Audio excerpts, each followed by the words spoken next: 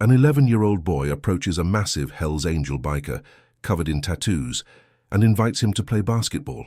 The biker stares down at the kid, his face stone cold, while everyone at the court freezes in absolute fear. "You sure about this, little man?" he growls. But when the game begins and the biker does something completely unexpected, the entire neighborhood falls silent, some in tears, others on their knees. And what the security camera captures next goes viral worldwide, revealing a truth no one saw coming.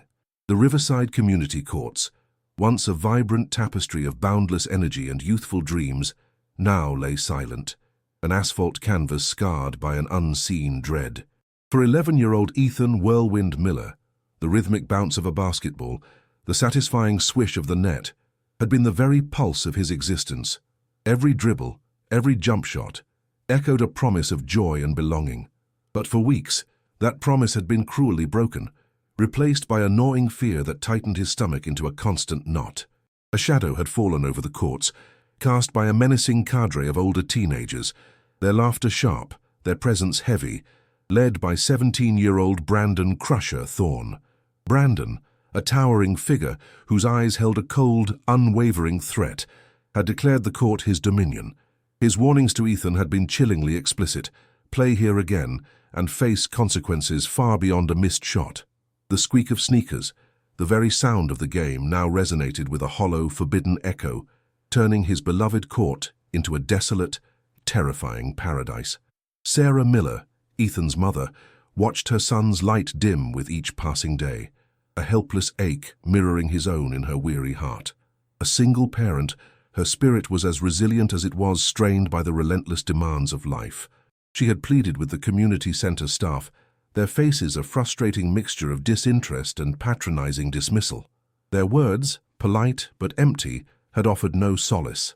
She had called local authorities, only to be met with bureaucratic jargon and the shrug of indifference, a familiar refrain echoing in her ears: "Boys will be boys," or worse, an implied blame on Ethan himself for daring to challenge an established pecking order. Each attempt to find aid, each desperate conversation, ended in a deeper chasm of despair, leaving Sarah feeling utterly abandoned by the very systems meant to protect her child.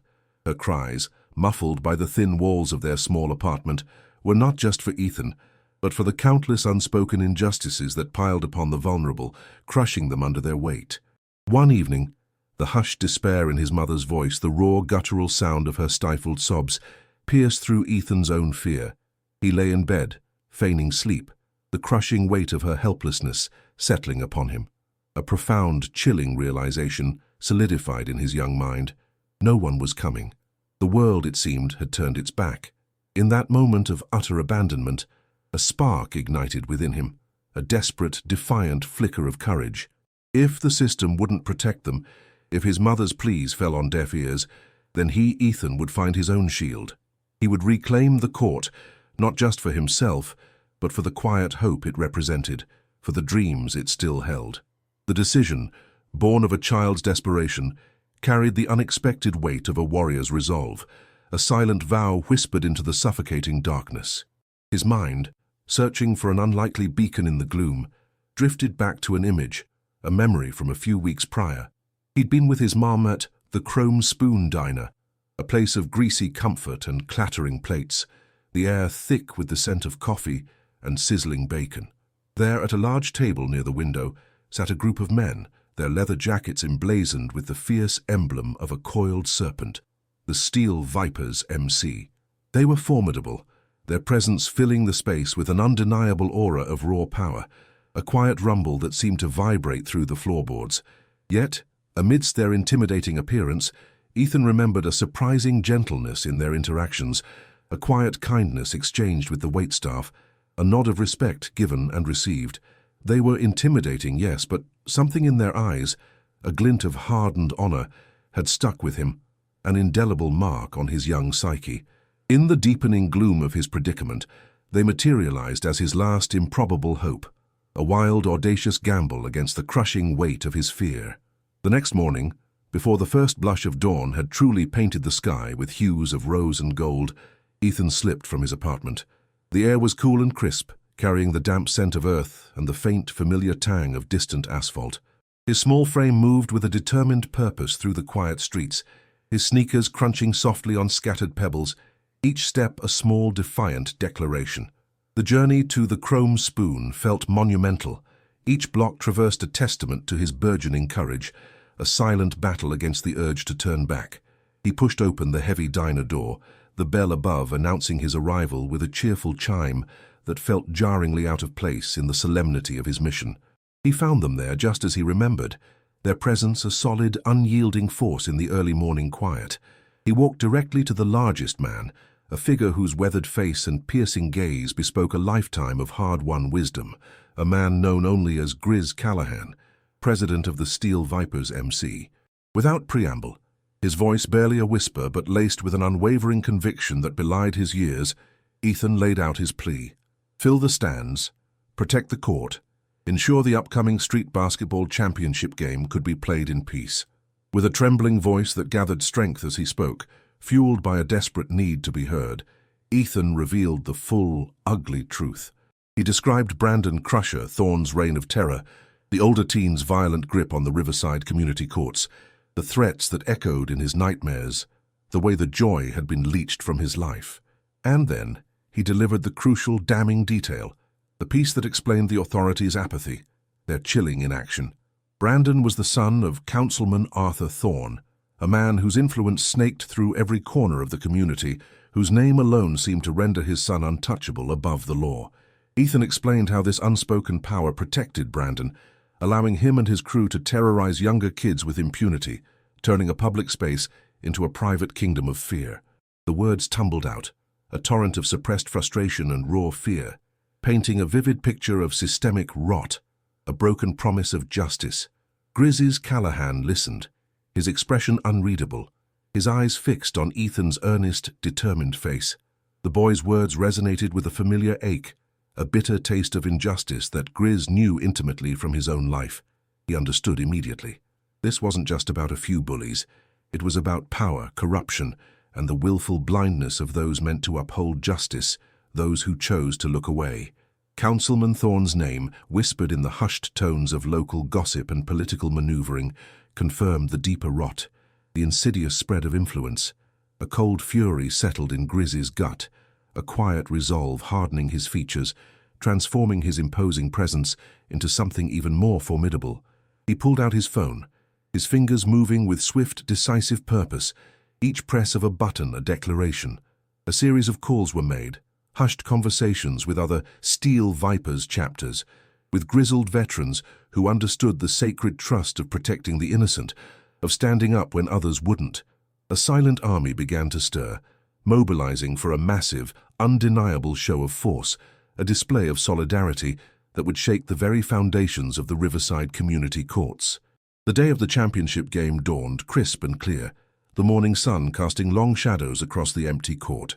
But the air, usually still and quiet, thrummed with an unusual energy, a low vibration that promised something momentous.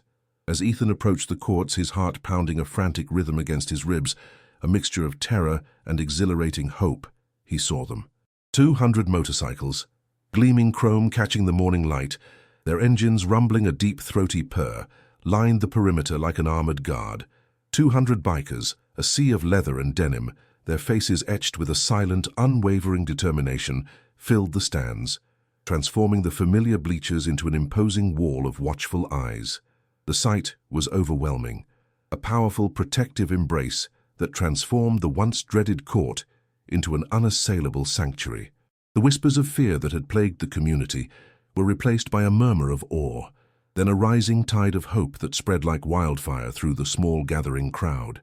As Ethan, a small figure amidst the giants, stepped onto the asphalt, Grizz himself approached, a gentle giant, his expression softening as he looked down at the boy. He presented Ethan with a child-sized leather vest, soft and supple. On its back, emblazoned in bold silver letters, was the coiled serpent emblem and the words, "Protected by Steel Vipers." It was more than an article of clothing. It was a shield, a promise, a visible declaration of unwavering allegiance, a weight of responsibility and honor settling on Ethan's slender shoulders. The game began, the squeak of sneakers returning to the court, the bounce of the ball a familiar rhythm. But the real drama unfolded on the sidelines. The Steel Vipers formed an unyielding phalanx, their collective presence a silent, immovable wall, their gaze unwavering. Brandon Crusher Thorne and his usual entourage of older teenagers, their shadows stretching long and menacing in the morning sun, swaggered onto the court, their laughter sharp and self-assured, a familiar sound that had once sent a chill down Ethan's spine. They moved with the entitled confidence of those who believed they owned every inch of the asphalt, their eyes already scanning for younger kids to intimidate, for signs of defiance to crush. But today, their usual predatory gaze snagged, then froze. The laughter died, replaced by a collective stunned silence. Their bravado, usually an impenetrable shield, crumbled under the sheer, unyielding weight of 200 unblinking stares. The Steel Vipers didn't utter a single threat. They didn't move, didn't flex, didn't even shift their weight. Their message was delivered through their sheer, overwhelming numbers, through the silent power of their unified presence, a collective gaze that bore into Brandon and his crew with the force of an oncoming train. They simply were there, an undeniable, immovable force, a human wall of leather and denim, making it unequivocally clear that Ethan Whirlwind Miller and the Riverside Community Courts were now under their unwavering, absolute protection. Brandon, his face paling, his eyes darting frantically from one hardened face to another, found his usual bluster deserting him. The air crackled with a tension that was palpable, a silent confrontation that spoke volumes, a power struggle unfolding without a single word. His swagger evaporated, leaving behind a boyish uncertainty, a raw, exposed fear that he usually inflicted on others. His crew, equally unnerved, shuffled their feet, their eyes fixed on the ground, their carefully constructed tough guy personas dissolving into nervous fidgeting. The court, once their private kingdom of fear, had been irrevocably seized. Ethan, the child-sized leather vest a comforting weight on his shoulders, felt a wave of dizzying relief wash over him. The coiled serpent emblem on his back seemed to pulse with a protective energy, a warmth spreading through his small frame. He looked at Brandon, truly looked at him, and for the first time saw not an invincible bully, but a boy stripped of his stolen power, exposed and vulnerable.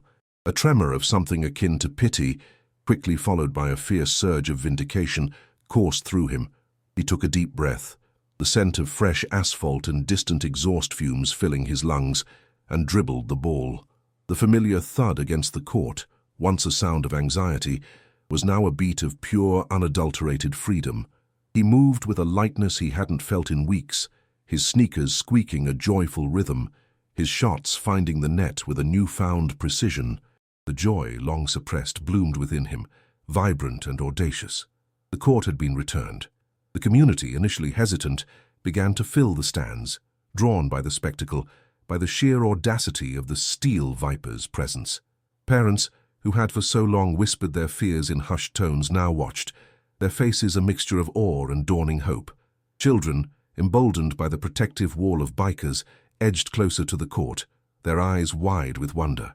The atmosphere shifted from one of dread to one of cautious optimism, then to an almost festive air, as if a long-held breath had finally been released. The low rumble of the motorcycles, initially intimidating, now felt like a comforting purr, a symphony of protection. It was a silent revolution, played out on the familiar canvas of the basketball court, a reclamation of space and spirit. But Grizz Callahan knew that true justice extended far beyond a single game, beyond the immediate protection of one brave boy. His actions that day were merely the opening salvo in a much larger campaign. He had quietly alerted local news crews, their cameras now discreetly capturing the unprecedented scene from various vantage points around the perimeter, their lenses zooming in on the sea of leather, the silent confrontation, the relieved faces of the children. He had also made contact with Special Agent Lena Morales, an investigator known for her relentless pursuit of truth, her reputation for unearthing corruption preceding her.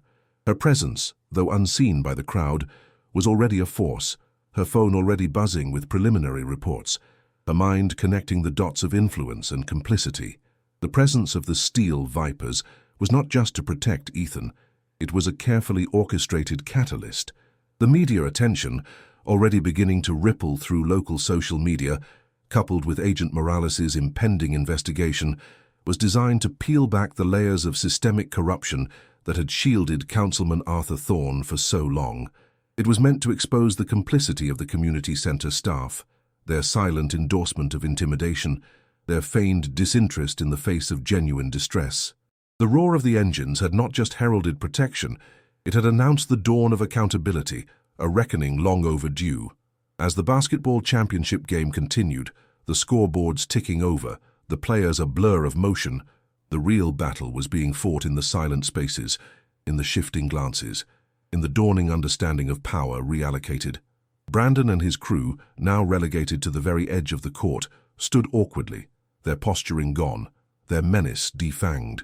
They were spectators in a game they no longer controlled, their faces etched with a humiliation that stung far more than any physical blow. They were trapped, forced to witness the very joy they had sought to extinguish, the vibrant energy they had tried to suppress, returning with an undeniable force. The court, once their symbol of dominance, had become a monument to their defeat. Ethan, soaring for a layup, felt the wind rush past his ears, a feeling of exhilaration he thought he'd lost forever. The vest, his new skin, moved with him, a constant reminder of the unseen forces that now stood guard. He glanced at Grizz, standing tall and still among his brothers, a silent sentinel. Their eyes met across the court, and in Grizz's weathered gaze, Ethan saw not just protection but a profound understanding, a promise of a future where all children could play freely, where justice, however unconventional its delivery, would prevail. The game was more than just points and baskets. It was a testament to resilience, a declaration of a new beginning. The sun climbed higher, warming the asphalt, reflecting off the chrome of the motorcycles. The sound of the ball bouncing, the rhythmic squeak of sneakers, the excited shouts of the players, all blended into a harmonious symphony of normalcy reclaimed. But beneath the surface, the gears of change were grinding, propelled by the unwavering resolve of the Steel Vipers and the quiet determination of a single brave boy. Councilman Arthur Thorne, oblivious in his insulated world, was about to discover that the whispers of local gossip and the shrugs of indifference could no longer shield him. The silence of the community had been broken by the thunder of engines, and the consequences would be far-reaching, echoing through the corridors of power and into the lives of every family in Riverside. The court was safe for now, but the fight for lasting justice had only just begun. The championship game concluded not with a roar of triumph, but with a palpable sigh of collective relief that rippled through the Riverside community courts.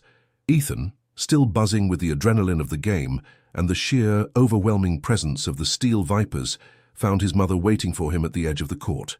Sarah's eyes, usually etched with a deep-seated weariness, now shone with a mixture of pride, profound relief, and a fragile, nascent hope. She wrapped him in a hug that was both fierce and tender, burying her face in his hair, murmuring words of love and gratitude. The weight on her shoulders, though far from lifted entirely, felt momentarily lighter. Yet, beneath the surface of her relief, a new anxiety began to stir, a quiet tremor of fear for what the powerful Councilman Thorne might do in retaliation. She knew this battle was far from over. It had merely shifted its battleground. As the last of the Steel Vipers rumbled away, leaving behind the lingering scent of exhaust and a profound sense of peace, the local news crews, emboldened by the departure of the intimidating bikers, swarmed the court. Microphones were thrust into the faces of parents, players, and even the few brave community center staff who hadn't fled. The story of the motorcycle angels protecting the kids from a bully, the son of a powerful councilman no less, exploded across local channels and social media. The image of Ethan, small but resolute in his protected by Steel Vipers vest, became an instant symbol of defiance and hope. The community, long silenced by fear and apathy, found its voice, a chorus of outrage and support for Ethan and the Vipers, demanding answers from a system that had failed its children. Miles away in his opulent office overlooking the city, Councilman Arthur Thorne watched the evening news report, with a vein throbbing furiously in his temple. His perfectly tailored suit felt suddenly too tight, his usual composure shattered into 1,000 jagged pieces. The media frenzy was a direct assault on his carefully constructed image, a public humiliation he would not tolerate. His son, Brandon, stood before him, pale and trembling, the bravado that had once defined him utterly evaporated. Arthur's voice, usually smooth and modulated, was now a low, dangerous growl. He paced the plush carpet, a predator cornered, his mind racing through strategies of damage control, of silencing the narrative, of crushing those who dared to challenge him. This wasn't just about a basketball court, it was about power, reputation, and the absolute control he believed was his birthright. The Steel Vipers had crossed a line, and they, along with that insolent boy, would pay dearly. The following morning, the quiet hum of the Special Agent Lina Morales' office was broken only by the rhythmic click of her keyboard and the occasional rustle of case files. Her desk, usually meticulously organized, was now buried under a fresh avalanche of reports, witness statements, and printouts of news articles and social media posts. Lina, a woman whose sharp intellect was matched only by her unwavering commitment to justice, worked with a focused intensity that belied the early hour. The Steel Vipers had provided the spark, but it was her job to fan it into a wildfire that would expose the rot beneath. She had already dispatched a team to interview the community center staff, whose initial dismissiveness had quickly turned to evasiveness and outright panic under the glare of federal scrutiny. Their clumsy attempts to shift blame and obfuscate the truth only strengthened Lina's resolve. Lina understood the intricate dance of power and corruption in a city like Riverside. Councilman Thorne wasn't just a local politician, he was a spider at the center of a vast web of influence, his connections reaching into every department, every committee, every unspoken agreement. Untangling that web would require patience, precision, and an unyielding will. She reviewed the preliminary reports, cross-referencing names, dates, and transactions. The pattern was emerging, a familiar narrative of public funds diverted, contracts awarded to cronies, and complaints conveniently disappearing. The basketball court incident, while seemingly minor, was a crucial thread that could unravel the entire tapestry of Thorne's illicit empire. Meanwhile, at the Chrome Spoon, Grizz Callahan sat at his usual table, a steaming mug of black coffee in his massive hand.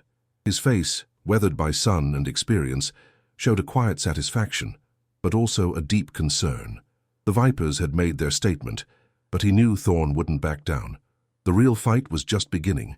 He received a discreet call, a hushed conversation with one of his lieutenants, confirming that a rotational guard of Vipers would maintain a subtle presence at the Riverside community courts, not as an overt show of force, but as a silent deterrent, a constant reminder that the eyes of the Steel Vipers were watching. They would not interfere with the law, but they would ensure that no harm came to Ethan or any other child seeking refuge on that court. Grizz knew that true protection wasn't just about intimidation. It was about presence, consistency, and an unwavering commitment. The community center staff, now under intense pressure from both the media and Agent Morales' investigation, began to crack. Whispers of previous complaints of children being intimidated, of funds meant for court maintenance being mysteriously reallocated, started to leak out. A few brave parents, emboldened by the Vipers' actions and the media attention, came forward with their own stories of Brandon's bullying and the staff's indifference. The facade of normalcy that had long shielded the center began to crumble, revealing the systemic neglect and complicity beneath. The director, a portly man named Mr. Henderson, found himself constantly on the phone, his face a mask of escalating dread, trying desperately to contain the fallout, to spin a narrative that painted him as an unwitting victim rather than an enabler.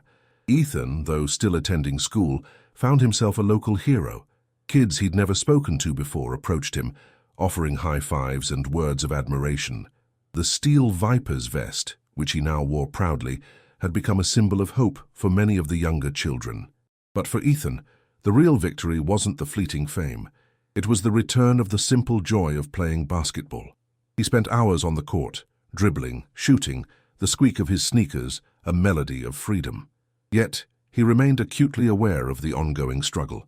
He saw the news reports, heard his mother's hushed conversations, and understood that the peace on the court was still fragile, a delicate truce in a larger war. He carried the weight of that understanding with a newfound maturity, knowing that he too had a role to play, even if it was just to keep playing, to keep proving that the court truly belonged to everyone. Sarah, observing Ethan's resilience, felt a profound mix of relief and lingering apprehension. The media attention brought a different kind of pressure. a spotlight that felt both validating and exposing. She worried about retaliation from Thorne, about the long-term consequences of challenging such a powerful man. Yet, seeing Ethan's light rekindled, seeing the joy return to his eyes, solidified her resolve. She would stand by him, no matter what. She found herself speaking to other parents, forming a quiet network of support, sharing information, and offering encouragement. The community, once fragmented by fear, was slowly beginning to coalesce, a silent army of ordinary people finding their collective voice. Councilman Thorne, meanwhile, was not one to be easily defeated. He unleashed his own counter-offensive, using his extensive network to plant stories discrediting the Steel Vipers as a dangerous gang, attempting to smear Ethan's character and dismissing Agent Morales' investigation as a politically motivated witch hunt. He leaned heavily on his contacts in the city council, the police department, and even the local press, trying to shut down the narrative, to bury the truth under a mountain of carefully crafted lies. But the sheer volume of genuine public outrage, fueled by the Vipers' dramatic intervention and the growing evidence unearthed by Agent Morales, proved harder to control than he anticipated. The ground beneath his feet, once so solid, was beginning to shift, and for the first time in a long time Arthur Thorne felt a cold tremor of fear. The battle for the Riverside Community Courts had escalated into a full-blown war for the soul of the community, and the stakes were higher than anyone could have imagined. The hum of the Steel Vipers' engines had faded from a roaring declaration to a persistent, almost imperceptible thrum beneath the surface of Riverside. A rotational guard, a shifting presence of quiet, watchful men, now maintained a subtle vigilance at the community courts. They didn't stand in rigid formation, nor did they overtly patrol the perimeter. Instead, their presence was woven into the fabric of daily life. A biker sipping coffee at the corner diner, his gaze occasionally drifting towards the courts. Another, seemingly engrossed in a newspaper on a park bench, his peripheral vision taking in every movement. Sometimes a group would gather, their low voices a steady bass line against the distant city sounds, their eyes collectively sweeping the asphalt. They were a silent deterrent, a constant, unspoken reminder that the eyes of the Steel Vipers were watching, not with overt menace but with an unwavering protective intensity. The court, once a place of silent dread, now felt wrapped in an invisible shield, a subtle but potent force that kept the shadows at bay. The younger kids, initially intimidated by the leather and chrome, soon grew accustomed to their presence, understanding without words that these formidable figures were guardians, not threats. Their laughter, once stifled, returned to the courts, a joyous cacophony echoing off the backboards. This new fragile peace, however, brought a tempest to the community center. Mr. Henderson, the director, a man whose round face had once radiated an almost impenetrable complacency, now wore a perpetual mask of escalating dread. His office, once a quiet sanctuary, had become a war room of frantic phone calls and whispered conversations. The Steel Vipers' dramatic intervention, amplified by the relentless gaze of the local media and the sharp inquiries of Special Agent Lena Morales, had prized open the lid on years of systemic neglect. Whispers, once confined to hushed tones in grocery aisles, now erupted into public complaints. Parents, their voices trembling with a mixture of fear and newfound courage, came forward with their own stories. They spoke of children intimidated and bullied, of their pleas for intervention dismissed with patronizing smiles, of the courts falling into disrepair despite allocated funds. The narrative began to shift from isolated incidents to a pattern of deliberate indifference, a calculated turning of a blind eye. Mr. Henderson's phone seemed to be permanently affixed to his ear, his voice a strained whisper as he tried to deflect, to deny, to spin a narrative that painted him as an unwitting victim. But the carefully constructed facade of normalcy that had long shielded the center was crumbling, brick by painstaking brick, revealing the rot beneath. The local news ran segments featuring brave parents, their faces blurred but their voices clear, recounting their children's fear, their own helplessness. Agent Morales, a woman with an unnerving ability to see through pretense, meticulously documented every complaint, every reallocated dollar, every instance of complicity. Henderson felt the walls closing in, the weight of years of silent consent pressing down on him. His nights were restless, haunted by the specter of public humiliation and professional ruin. The community center, once a symbol of civic pride, was now a focal point of public scrutiny, its very foundation shaking under the combined force of outrage and investigation. Ethan, oblivious to the deeper machinations but acutely aware of the palpable shift in atmosphere, found himself a local hero. Kids he'd never spoken to before, drawn by the magnet of his courage, approached him at school, their eyes wide with admiration. High fives were exchanged in the hallways, words of awe whispered behind cupped hands. The child-sized leather vest, emblazoned with the coiled serpent emblem, which he now wore proudly, had become more than just an article of clothing. It was a symbol of hope for many of the younger children, a tangible representation of a community standing up for its own. He felt the warmth of their admiration, a shy pride blossoming in his chest. But the true victory for Ethan wasn't the fleeting fame. It was the return of the simple, unadulterated joy of playing basketball. He spent hours on the court, the ball a familiar extension of his hand, dribbling with a renewed vigor, shooting with a focused intensity that had been absent for weeks. The squeak of his sneakers on the asphalt was no longer a sound of dread but a melody of freedom, a rhythm of pure, unburdened play. The net, once a cruel reminder of what was lost, now swished with the satisfying sound of victory. Yet, even amidst this newfound freedom, a quiet maturity had settled upon him. He remained acutely aware of the ongoing struggle, the delicate balance that kept the peace. He saw the news reports, heard his mother's hushed conversations, and understood that the peace on the court was still fragile, a delicate truce in a larger unseen war. He carried the weight of that understanding with a subtle gravitas, knowing that he too had a role to play, even if it was just to keep playing, to keep proving that the court truly belonged to everyone. That joy, once reclaimed, could not be easily surrendered. His presence on the court, his unwavering dedication to the game, became its own form of quiet defiance, a testament to the power of resilience. Sarah, observing Ethan's rekindled spirit, felt a profound mix of relief and lingering apprehension. The media attention, while validating her desperate pleas, also brought a different kind of pressure, a spotlight that felt both exposing and empowering. Every interview, every public statement, was a tightrope walk between seeking justice and protecting her son from further harm. She worried incessantly about retaliation from Councilman Thorne, about the long-term consequences of challenging such a powerful man, a man whose reach seemed to extend into every corner of their lives. The fear was a dull ache in her chest, a constant counterpoint to the joy of seeing Ethan reclaim his court. Yet seeing his light rekindled, seeing the uninhibited joy return to his eyes, solidified her resolve. She would stand by him, no matter what storm Thorne conjured. She found herself almost instinctively reaching out to other parents, forming a quiet network of support. These were parents who had also felt dismissed, whose children had suffered in silence. They met in living rooms, in quiet corners of coffee shops, sharing information, offering encouragement and strategizing their next steps.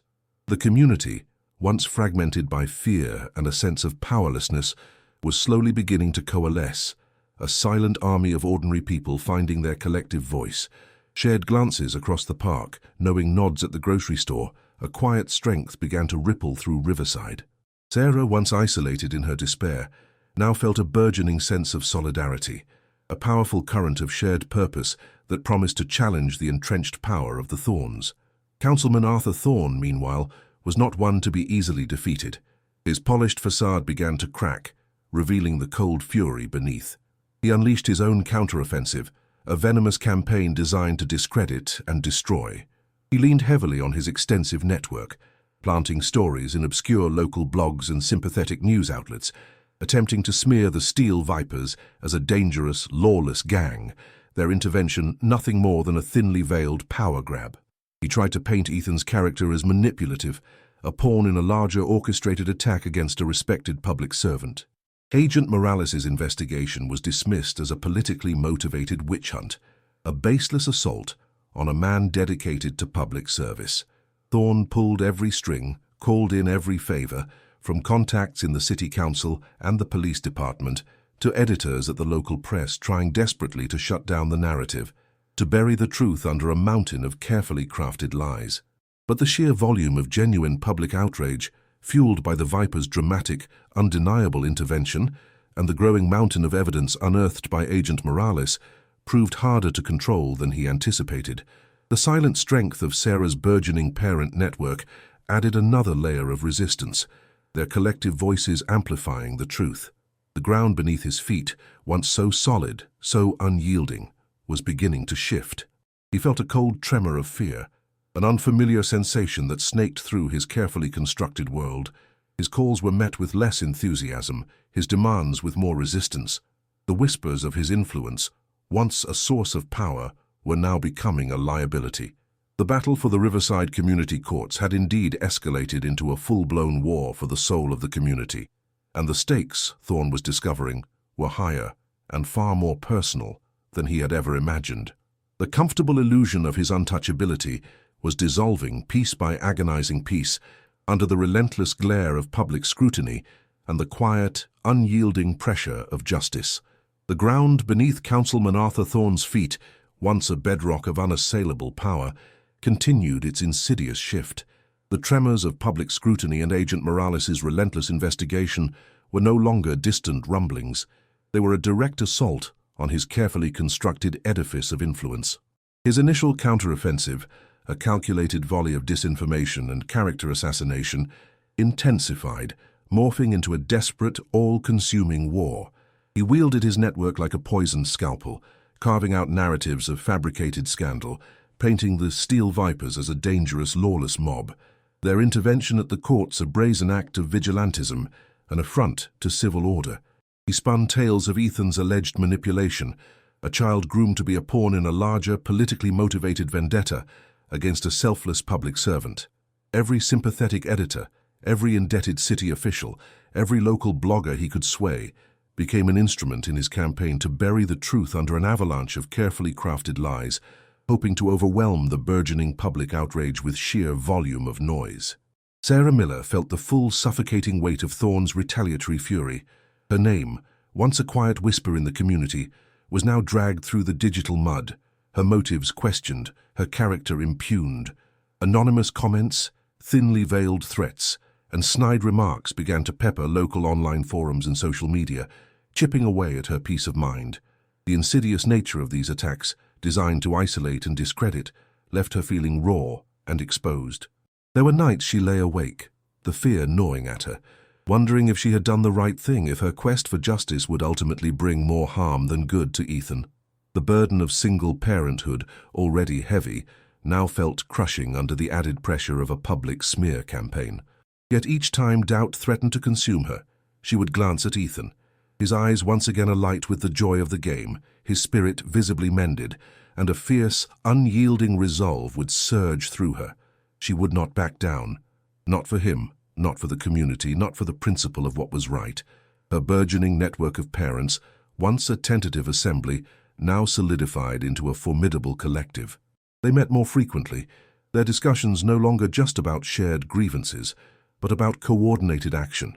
They scoured Thorne's public records, cross-referenced his statements, and meticulously documented every instance of intimidation or harassment. These were ordinary people, united by an extraordinary purpose, their quiet determination a stark contrast to Thorne's blustering aggression. They used their own social media channels, their neighborhood groups, and their personal connections to disseminate facts, to counter Thorne's lies with verifiable truths, sharing their own children's stories of intimidation and fear. Sarah, once isolated in her despair, now drew immense strength from this collective solidarity. The shared glances, the knowing nods, the unwavering support from others who understood their plight, forged a bond that transcended mere acquaintance, transforming them into a resilient force, an organic shield against Thorne's onslaught.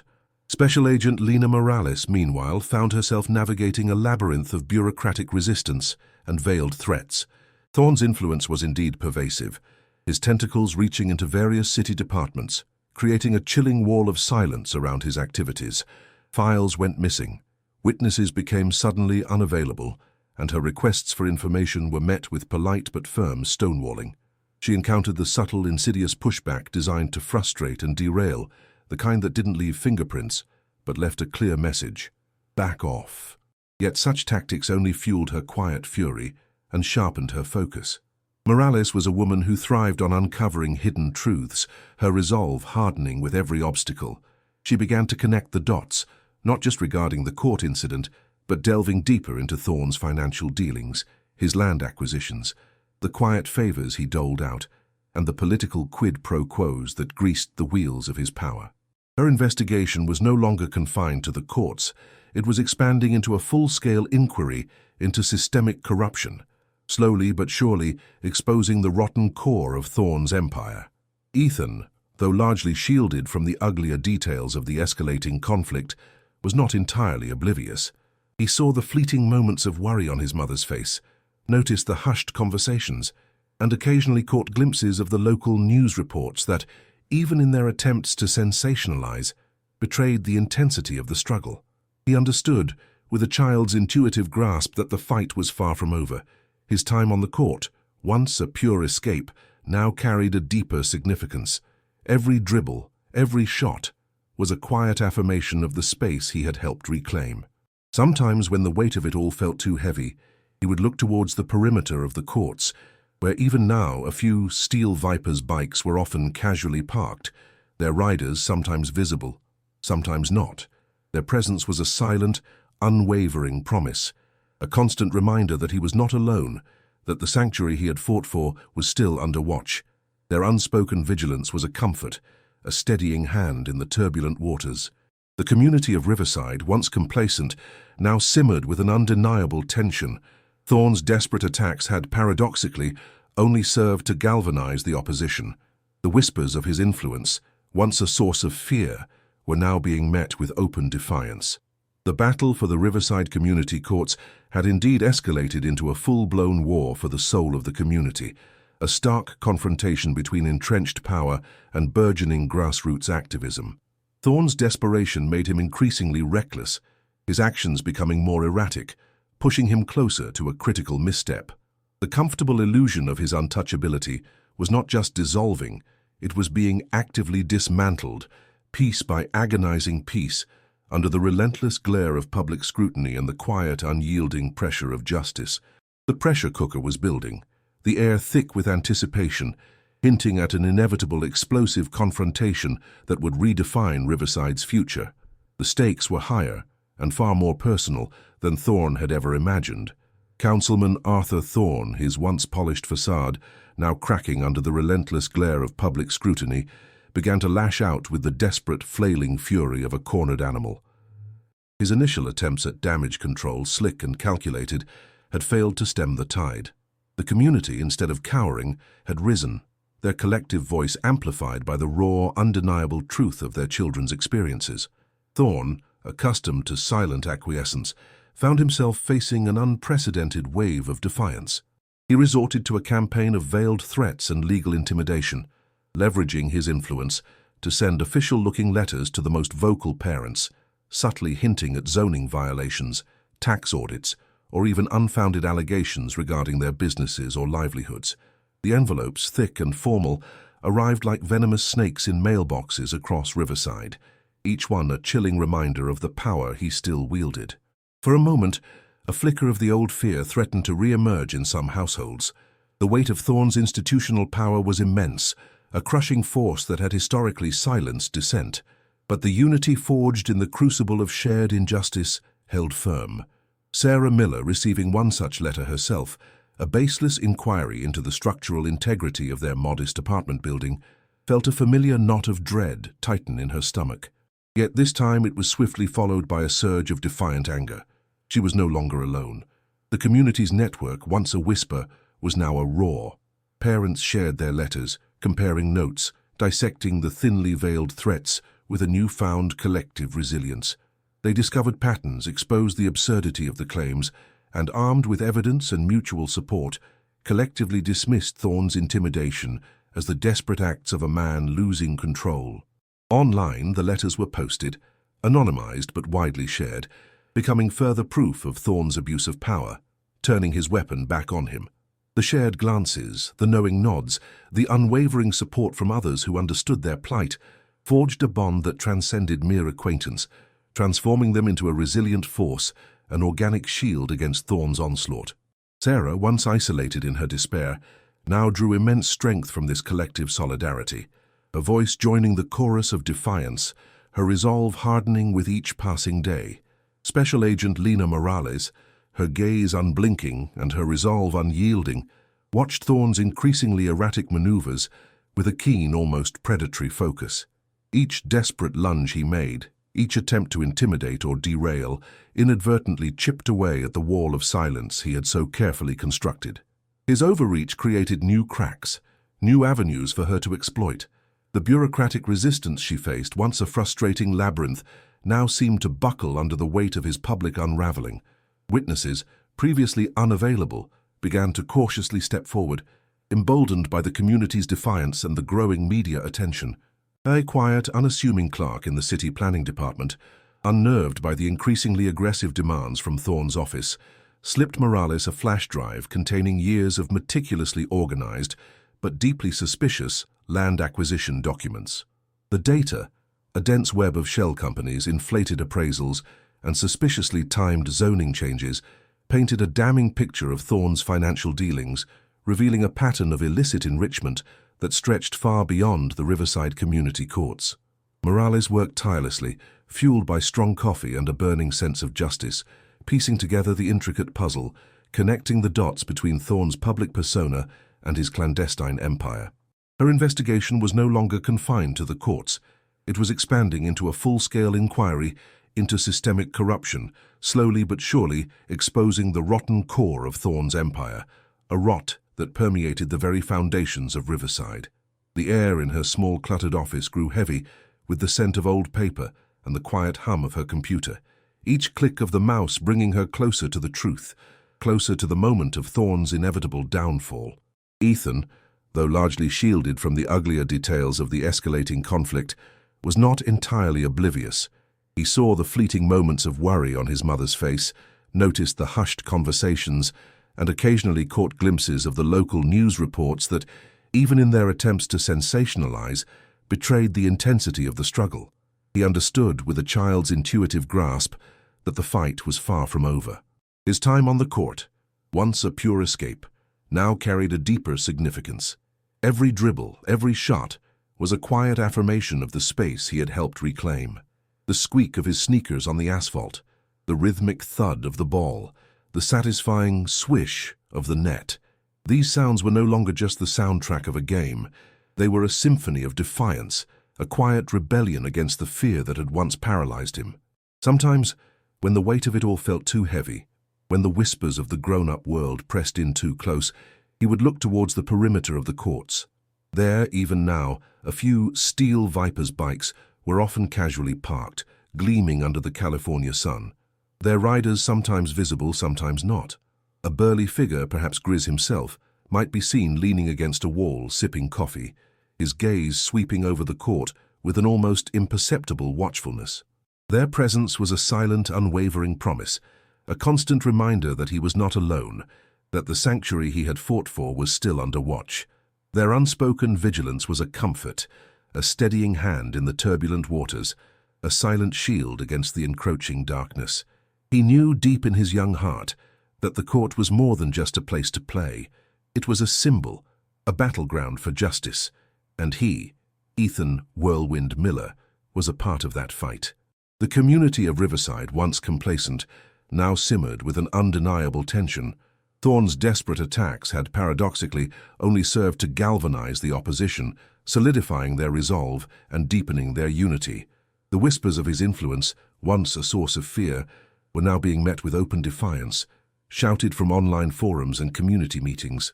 The battle for the Riverside community courts had indeed escalated into a full-blown war for the soul of the community, a stark confrontation between entrenched power and burgeoning grassroots activism.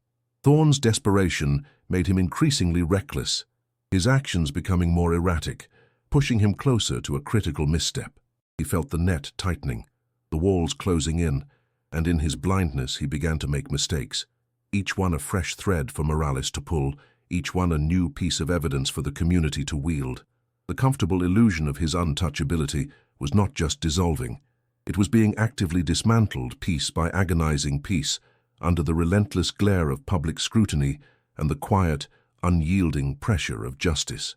The pressure cooker was building, the air thick with anticipation, hinting at an inevitable explosive confrontation that would redefine Riverside's future. The stakes were higher and far more personal than Thorne had ever imagined, and the quiet storm brewing beneath the surface was about to break. The chill that had seeped into Riverside was no longer confined to the courts. It had begun to permeate the very fabric of the town.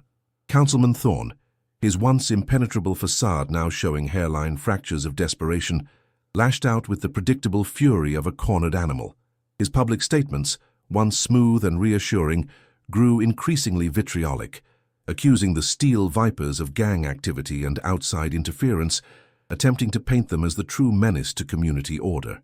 He deployed his considerable influence, orchestrating a smear campaign against anyone daring to speak out, subtly threatening businesses with revoked permits, and whispering warnings to parents whose children were seen near the courts. The air grew thick with a pervasive unease, a silent dread that settled over the town like a suffocating blanket. Sarah Miller felt the pressure intensely. Her shifts at the diner became a gauntlet of hushed whispers and wary glances. Some patrons, loyal and kind, offered words of encouragement, but others, fearful of Thorne's reach, averted their eyes, their silence a stark testament to his enduring power. She saw the fear in their faces, a reflection of her own internal struggle. The grocery bills mounted, the rent always loomed, and the exhaustion, a heavy cloak she could never truly shed, weighed her down. Yet, beneath the weariness, a flinty resolve began to harden. She had seen the light return to Ethan's eyes, a light she refused to let Thorne extinguish again. Each time she saw the Steel Vipers at the courts, their quiet, unwavering presence a visible shield, her own courage seemed to mend, piece by agonizing piece. She started attending community meetings, her voice, though still trembling, joining the growing chorus of dissent.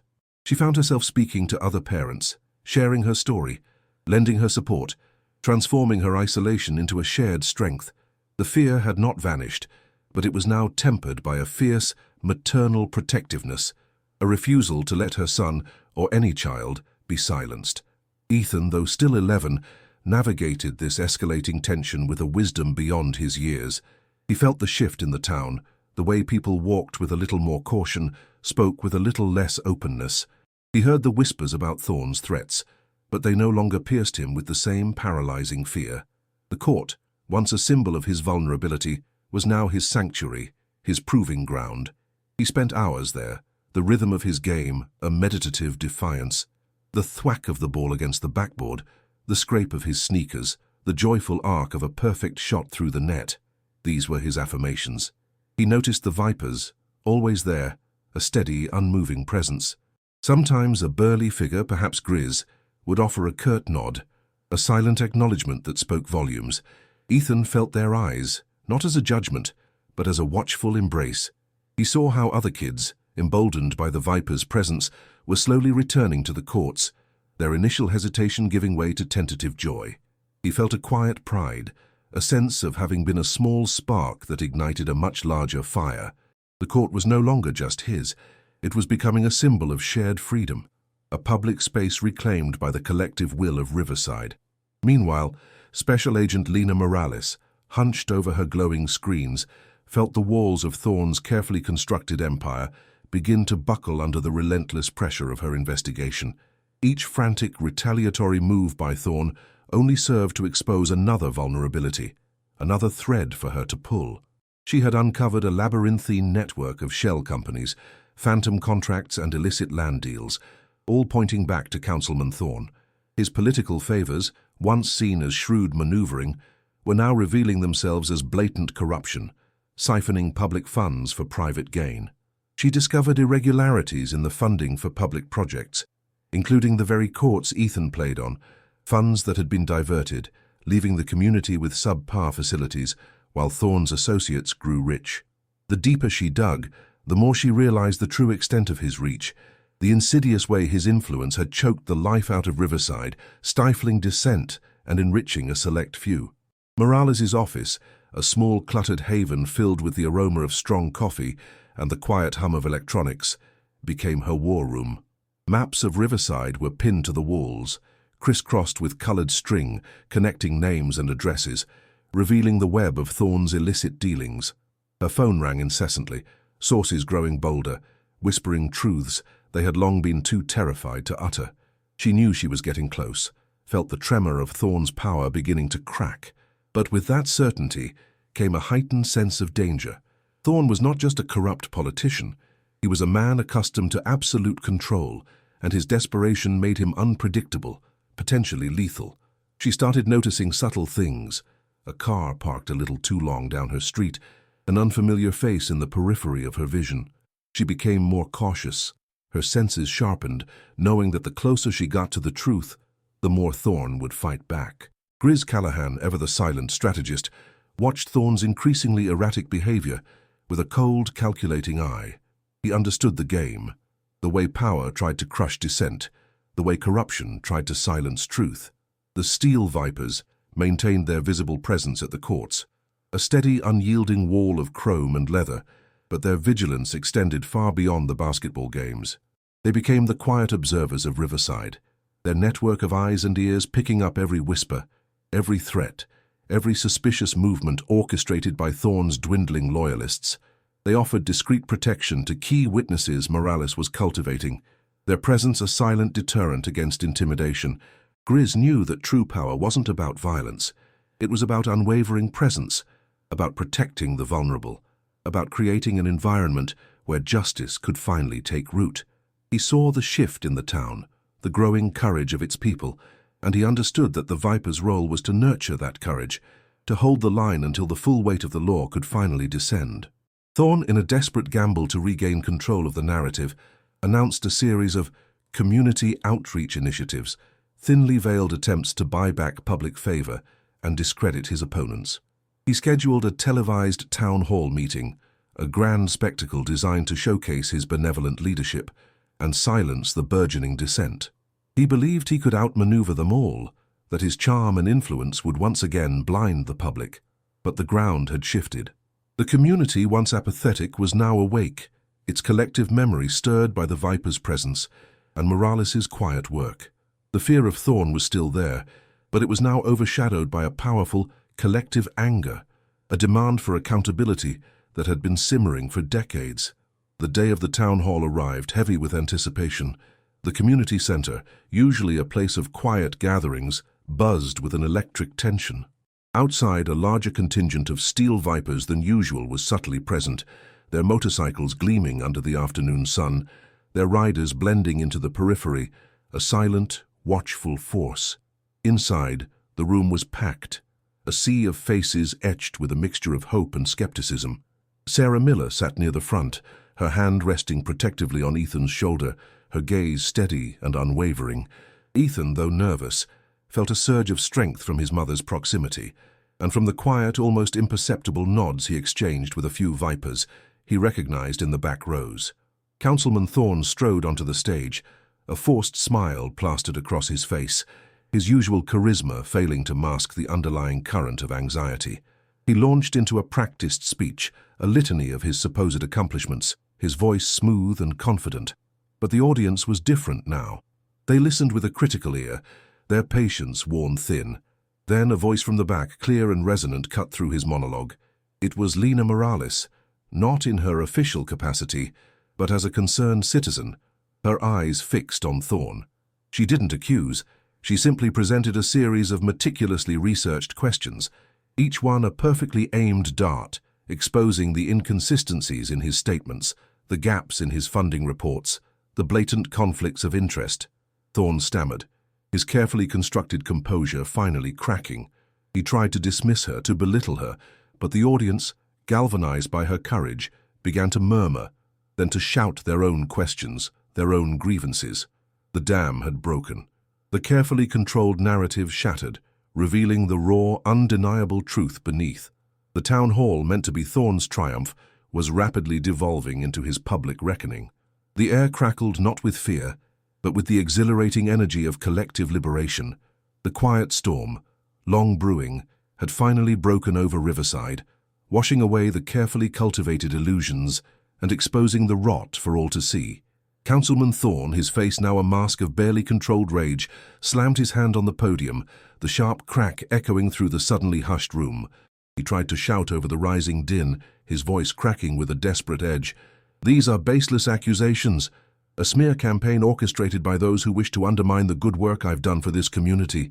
He pointed a trembling, accusatory finger at Lina Morales, then swept his gaze across the agitated crowd, a last-ditch, pathetic effort to intimidate, to reassert his fading authority. But his eyes, once so cold and commanding, now darted nervously, betraying the raw animal fear gnawing at him. The carefully cultivated facade of power and benevolence had not just cracked, it had shattered into 1,000 jagged pieces, revealing the desperate, cornered man beneath, stripped bare of his influence. The air in the community center, thick moments ago with stifled tension, now crackled with an electric energy, a palpable shift from apprehension to righteous indignation. Morales, utterly unfazed by his bluster, stepped forward, a single folded document held delicately in her hand. Her voice, though calm and measured, cut through the clamor like a finely honed blade, each word precise and devastating. "Mr. Thorne, these aren't baseless accusations. They are facts, meticulously documented. This," she announced, holding up the paper for all to see, "is an official audit report from the State Comptroller's Office. It details with irrefutable clarity the diversion of over $300,000 earmarked specifically for youth programs, including the critical Riverside Community Courts renovation, into a series of shell companies. These companies, Mr. Thorne, are linked directly to your private real estate ventures in Phoenix and Scottsdale. Funds that were meant to keep our children safe, to provide them with a place to dream and play, instead lined your pockets, enriching you while our community's most vulnerable suffered." A collective gasp rippled through the room, quickly followed by an eruption of raw, guttural outrage. The murmur of discontent had become a thunderous roar, a storm of voices demanding accountability. Thorne's jaw went slack, his face draining of all color. He tried to speak, but only an inarticulate croak escaped his lips, a pathetic sound swallowed by the angry tide. His eyes, wide with pure, unadulterated panic, darted towards the exits, a desperate, fleeting thought of escape flickering across his features. But the subtle, unyielding presence of the steel vipers outside, their powerful motorcycles gleaming under the fading afternoon sun, their silent vigil a concrete promise of order, left him no recourse.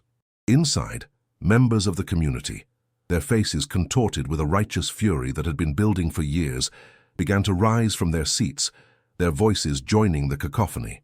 A woman, her voice trembling with emotion but clear with conviction, yelled, "My son was turned away from the Summer League because there wasn't enough funding. You stole from our kids, Councilman. You stole their hope." Another man, his face flushed with long-suppressed anger, shouted, "You let those bullies take over the courts. You knew about Brandon. You knew what he was doing, and you did absolutely nothing because he was your son." The dam had not merely broken. It had been utterly demolished, swept away by an overwhelming wave of truth and fury. Years of suppressed anger, of ignored pleas, of silent suffering under Thorne's subtle tyranny now burst forth in an unstoppable torrent. The air vibrated with the collective weight of their grievances, a cathartic release. Sarah Miller, her grip tightening almost unconsciously on Ethan's shoulder, felt a profound sense of vindication, a warmth spreading through her chest that chased away years of cold despair and helplessness. She looked down at Ethan, whose own eyes, wide with a mixture of awe and a fading trace of fear, watched Thorne's public unraveling. The man who had loomed as an untouchable titan, the silent, insidious force behind Brandon's terror, was crumbling before their very eyes, his power dissolving into dust. It was a tangible shift, a visceral demonstration that unchecked power, no matter how deeply entrenched, could ultimately be brought to its knees by the collective will of the people, finally emboldened to speak. As the accusations, now amplified by the crowd's collective voice, rained down upon Thorne, two uniformed officers, their expressions grim and unyielding, stepped quietly but purposefully into the room and moved directly towards the stage. Their presence was a stark, undeniable punctuation mark to the evening's dramatic events, an official confirmation of the justice unfolding. Lina Morales, her gaze steady, offered them a subtle nod, her work, for this pivotal moment, complete. Thorne watched them approach, his shoulders slumping, all fight draining from him like sand through an hourglass. The forced smile, the practiced charisma, the arrogant sneer, all vanished from his features, leaving behind only the pallor of defeat and the hollow echo of his former authority. He offered no resistance, no further bluster, as the officers, with quiet dignity and professional detachment, took him by the arms. The room, which had been a maelstrom of noise, fell into a stunned, disbelieving silence, then erupted into a wave of thunderous applause, mixed with cheers and even a few tears of profound relief. Ethan felt a tremor run through him, not of fear, but of an exhilarating, almost overwhelming hope that swelled in his chest. He watched Thorn being led away, his head bowed in shame, no longer the menacing figure of his nightmares, but a diminished, pathetic man, stripped of all his power. The knot in his stomach, a constant, suffocating companion for weeks, finally completely unraveled, dissolving into nothingness. A lightness he hadn't realized he'd lost settled over him, a sense of boundless possibility returning to his young spirit.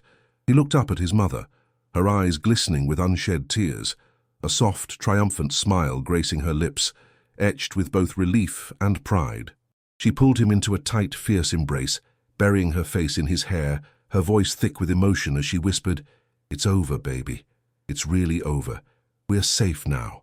The words were a balm, a sacred promise of a future where the courts were once again a place of unburdened joy, not stifling dread, where dreams could flourish freely under the Arizona sun. Outside, the steel vipers remained, their engines now a low, rumbling thrum, their presence a lingering assurance, a silent testament to their unwavering commitment. Grizz Callahan, standing among his brothers, his weathered face inscrutable, watched Thorn being escorted to a waiting police cruiser. His features remained stoic, but a flicker of deep satisfaction danced in his eyes, a hard-won victory acknowledged. This was more than just a triumph over a corrupt councilman. It was a testament to the power of a united community, to the unwavering resolve of those who refused to let injustice fester. The roar of the crowd inside, now a celebratory swell of voices, was the true music of justice, a sound far more potent and resonant than any engine. The courts, the community, the very spirit of Riverside, they were free.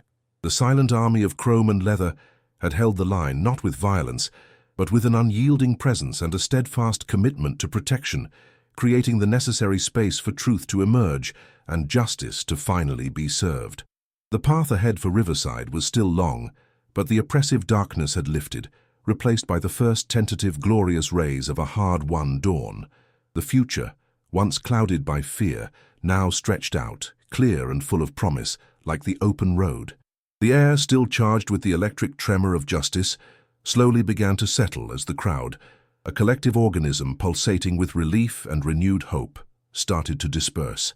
Ethan, his small hand still enveloped in his mother's firm, loving grip, felt the cool evening breeze on his face, a stark contrast to the burning heat of anger and fear that had consumed him for so long. The setting sun cast long, forgiving shadows across the asphalt, painting the scene in hues of orange and purple, a gentle benediction after the storm. He looked at his mother, her eyes still glistening, but now reflecting a profound peace he hadn't seen there in months.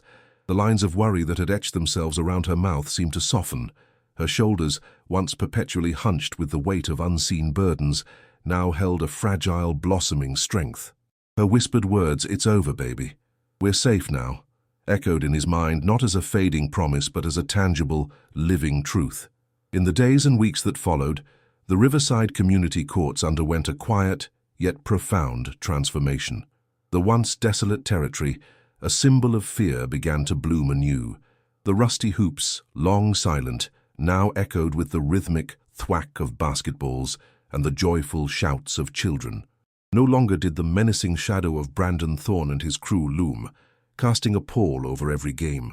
The younger kids, once driven away, returned tentatively at first, then with an unbridled enthusiasm that was infectious.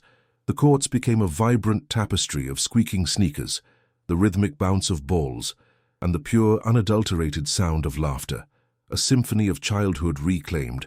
Ethan, the whirlwind, was back on his hallowed ground. His movements, once cautious and hesitant, were now fluid and fearless. He dribbled with a renewed passion, each bounce of the ball a defiant beat against the lingering memory of fear. His shots, once missed in haste and anxiety, now swished through the net with a satisfying certainty. He played not just for himself, but for every child who had ever been silenced, for every dream that had been deferred. The court was no longer a forbidden paradise. It was his sanctuary, his proving ground, a testament to the courage he had found within himself. Sarah often watched him from the sidelines, a quiet smile playing on her lips, her heart swelling with an emotion that was a complex blend of pride, relief, and an enduring love. The weariness that had once defined her had been replaced by a quiet strength, a resilient hope that settled deep within her bones. The constant knot of anxiety, a suffocating companion for so long, had finally unraveled, leaving behind a lightness she hadn't realized she'd lost. The community center, too, felt the ripple effect of change. The staff, once dismissive and complacent, now moved with a newfound attentiveness, their interactions with parents and children marked by genuine engagement and proactive care. The days of bureaucratic jargon and indifferent shrugs were gone, replaced by a tangible commitment to fostering a safe and inclusive environment. Special Agent Lena Morales, her work far from over, continued to methodically peel back the layers of systemic corruption that had allowed Councilman Thorne's influence to fester. Her investigation, now bolstered by public outrage and media scrutiny, ensured that the justice sought for Ethan was not an isolated incident, but a catalyst for lasting fundamental change throughout Riverside. Accountability, once a whispered dream, was becoming a tangible reality, reshaping the very fabric of local governance. Occasionally, the low rumble of motorcycle engines would echo through the streets, and the steel vipers would pass by the courts. Grizz Callahan, astride his gleaming machine, would offer a subtle nod, his weathered face inscrutable, but his eyes holding a flicker of quiet satisfaction. Their presence was no longer an immediate shield against a visible threat, but a lingering assurance, a silent testament to their unwavering commitment to protecting the innocent. They had held the line not with violence, but with an unyielding presence and a steadfast commitment to protection, creating the necessary space for truth to emerge and justice to finally be served. They were the guardians of a newfound peace, a constant unspoken reminder that the community had found its voice, and that collective will, when ignited by courage, was an unstoppable force. Ethan carried the weight of the child-sized leather vest, emblazoned with the coiled serpent emblem, not as a burden, but as a badge of honor. It was more than just a piece of clothing. It was a visible declaration of unwavering allegiance, a symbol of the courage he had summoned and the unlikely alliance that had transformed his world. He had learned that true strength wasn't about physical dominance or the absence of fear, but about the willingness to stand up, to speak out, even when his voice trembled. He understood now that one small act of defiance, born of desperation, could ripple outwards, inspiring others and ultimately moving mountains. The courts, once a battleground, had become a testament to resilience, a vibrant arena where dreams could once again flourish freely under the Arizona sun. The future of Riverside, once clouded by fear, now stretched out clear and full of promise like the open road, beckoning with endless possibilities. The spirit of the community, battered but unbroken, had risen, stronger and more united than ever before, ready to face whatever challenges lay ahead together. Thank you for joining us on Ethan's journey from fear to triumph. Stories like his remind us of the incredible power of courage, community, and standing up for what's right. If this tale resonated with you, consider subscribing to our channel for more uplifting narratives that explore the human spirit's resilience. We believe every story has the power to inspire, and we'd love for you to share your own experiences of overcoming challenges or witnessing acts of kindness in your community. Let's build a space where every voice is heard and every story sparks a little more hope in the world.